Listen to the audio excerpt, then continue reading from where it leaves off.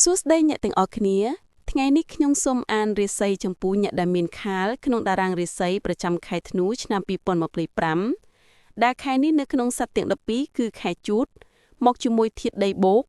ហៅថាខែកណ្ដូលដីដោយគិតចាប់ពីថ្ងៃទី6ខែធ្នូឆ្នាំ2025ដល់ថ្ងៃទី4ខែមករាឆ្នាំ2026ខែជូតឆ្នាំម្សាញ់ត្រូវនឹងខែធ្នូឆ្នាំ2025នេះចំពោះរាសីអ្នកមានខាលនៅក្នុងតារាងរាសីហើយមានធាតុត្រូវការជាធាតុដីនិងធាតុទឹកឬតែធាតុដីឬតែធាតុទឹកនោះការលាបពណ៌មូលបង្កាត់ចាប់កំហុសដែលជាឥទ្ធិពលក្នុងឆ្នាំម្សាញ់ឆ្នាំ2025នេះបានធូរស្រាលមកវិញ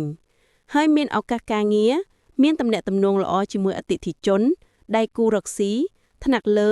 សាច់ញាតិគូស្រុកនិងកូនចៅបរិវារបានប្រសើរជាងមុនយ៉ាងណាមិញបើអ្នកមានខាលនៅក្នុងតារាងរាសីប្រសិនបើមានធាតុត្រូវការមន្ត្រីជាមួយធាតុដីឬធាតុទឹកនោះទេចូលប្រុងប្រយ័ត្នជាមួយវត្ថុមុតស្រួច